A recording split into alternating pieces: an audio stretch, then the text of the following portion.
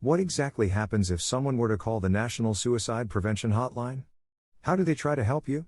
Are there other hotlines that are better? The first time I called, I still remember to this day. I was in between therapist appointments, and I was struggling really bad. I called and got connected to some guy, and he asked me what he could help me with. I guess I didn't think that far ahead, and after about 10 seconds I just kind of stuttered out, I don't know. And God, it must have just been the way he said it, but he just said, "What's going on, man?" Like an old pal that was ready to help. I broke down and told him everything.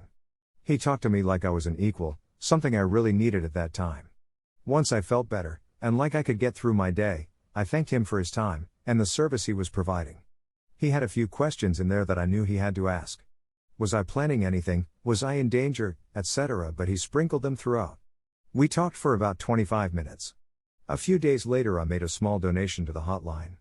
They helped me, and I want them to be there to help others. This is so wonderful. I can't even imagine the relief you must have felt. My experience was practically the opposite. She asked why I was calling and I said something like, "I don't know." And she basically said if I didn't have any specific issues then there wasn't anything she could help with and to talk to a specialist to figure out what my issue was.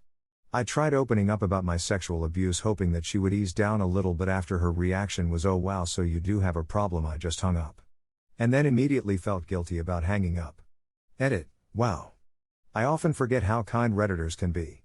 Thank you to all the kind words. It's absolutely horrible how common my experience was. To everyone asking how I'm doing now, much better. Still battling the lifelong depression battle, but right now, I'm singing along to Hamilton with my perfect German Shepherd at my feet while staring at the new cat tree we got for the kitten my dog saved when he was 3 days old. So in this very moment I couldn't be happier. 765 742 0244 This is a crisis suicide hotline that I used to volunteer with. They're much better than average hotline. When someone calls who is suicidal, the first thing that's done is assessing safety to determine if they are in danger at the moment or in the near future. 95% of suicide callers are not in danger when they call. In those cases they will gather information, empathize, and help you organize feelings that may be overwhelming you. After that you'll start moving toward solutions. A good hotline will not give advice or solutions. Instead, they will talk through solutions that you come up with. It's better to empower people to execute their own solutions than to give outside advice. Ultimately though, the conversation is guided by you. If you just want to vent about suicidal feelings, you can. If you're feeling overwhelmed in a moment, you can just call and talk. If you have other questions, feel free to ask. Edit. Oh shit, this really blew up in my sleep. I'll do my best to answer some things. Out of morbid curiosity, what happens the other 5% of the time? Contact emergency services. This happened to someone I know. She was feeling sad because her husband had left for a few months, so she called because she didn't know how she would get through, so she contacted the hotline via online chat. The person she was chatting with calmed her down and she told them she was feeling better and she thanked them. But then a few minutes later the police show up and it turns out they had called without her knowledge. They forced her to get in an ambulance and go to the ER even though she was fine. The doctors at the ER psych department let her go after less than an hour. In short, they suck. I think it's a systemic problem with how suicide prevention services work. When I was in college, I spoke to my friends about my suicidal thoughts and they called a hotline. That resulted in the campus psychologist being contacted. The quack contacted my parents and friends telling them I had serious problems and to treat me like I was God's gift. The change in how everyone was treating me created a rift that drove us apart. I was then called in to see the doc and he gave me an ultimatum of either I meet with him on a weekly basis or be kicked out of college. Totally killed my ability to trust anyone with my problems. I called his bluff and graduated. What the fuck? That has to be a huge HIPAA violation, right? Honestly, my experience, HIPAA violations are not nearly getting consequences like they used to. Also a lot harder to prove. Just my opinion though. I called the VA suicide hotline once. It rang once or twice and a woman picked up. We talked for at least 3 hours. She was amazing. She really actually cared, asked questions, sympathized with me. She saved my life. I got an emergency appointment with a VA therapist that next day. At least in my case, it worked the exact way it should. Did they book it for you, or tell you how to seek the therapist? BC, this was all through the VA, they were able to book it for me. Which it wasn't really an appointment so much as I showed up, They knew I was coming and took the next therapist, not sure what happened to the person who was supposed to see the therapist I saw. Might be different with the VA, but my therapist leaves gaps in his schedule for things like this. Lots of other kinds of doctors do, too, especially in practices, where they can rotate timing. He has, once, also asked me if I was in an okay place to adjust my session, and it could have been another patient's emergency. Mine just ended up being the next day, in a slot he'd left empty for stuff like that. You don't seem to be too needlessly worried, and I'm so glad it worked out, but for anybody reading this, you're not going to be ousting somebody else from help if you seek it urgently. I've called once before when I was really upset about a friend's situation, I think, and just some hard to swallow circumstances in my life. I talked to a really nice woman who sounded like she was in her 30s, 40s, and she listened to me as I cried and hyperventilated a little.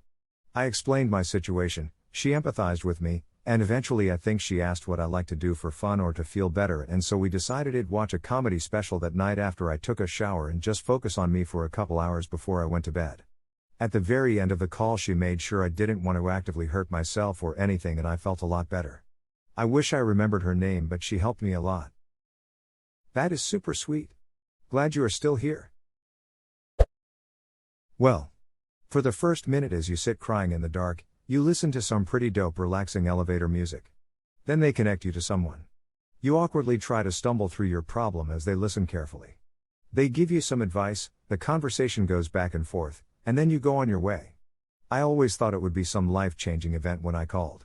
Even though I logically knew nothing would happen, the back of my mind painted it as though time would stop. As though the police would show up 30 seconds after I called. As though everybody would know me as the one suicidal dude. As if it would be going through therapy and taking medication for years after the event. That's probably what stopped me from calling for so long. Anyways, I talked through my problems, hung up, and then went on with life. Even so, it felt great to get so much off my chest, and to know that one person out there knew my struggle. It all kinda got better from there, and all it took was talking. Kinda cliché but true. Therese, more specialized lines that are better if you have a more specific issue or that target a specific group, otherwise NSPH is as good a choice as any. Talking to someone about your problems is so underrated. I get the fact that people are uncomfortable with discussing their issues with strangers, but the feeling of getting it off your chest is wonderful. I've done this and it helped me a lot. In my personal experience, they have literally asked me, okay, are you going to kill yourself at this exact moment? And me, of course, not wanting police to show up, say no. And then they've said, okay, well, goodbye, I have other calls to move on to edit. Wow, okay, I went to sleep after posting this. I didn't know so many people had the same experience I did. That's absolutely awful to hear that. It was really disheartening, and in addition it took me around 30, I kid you not, minutes to get someone on the line. I am in a better place now, and I hope all you are as well, or can be at one soon. If anyone has any questions or just wants to chat, feel free to message me. You're not alone. +1 was told we have to wrap this up soon, and I could hear her sigh every time I said something. That makes me want to kill myself.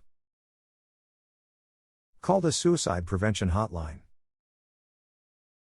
Oh, so that's how it works, getting stuck in an endless cycle.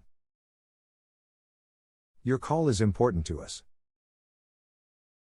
Fakest saying on earth. I called while I was at work a couple months ago. I was cutting a lot and thought I cut really deep. I was talking with them for about 15 to 20 minutes when an ambulance and the cops showed up.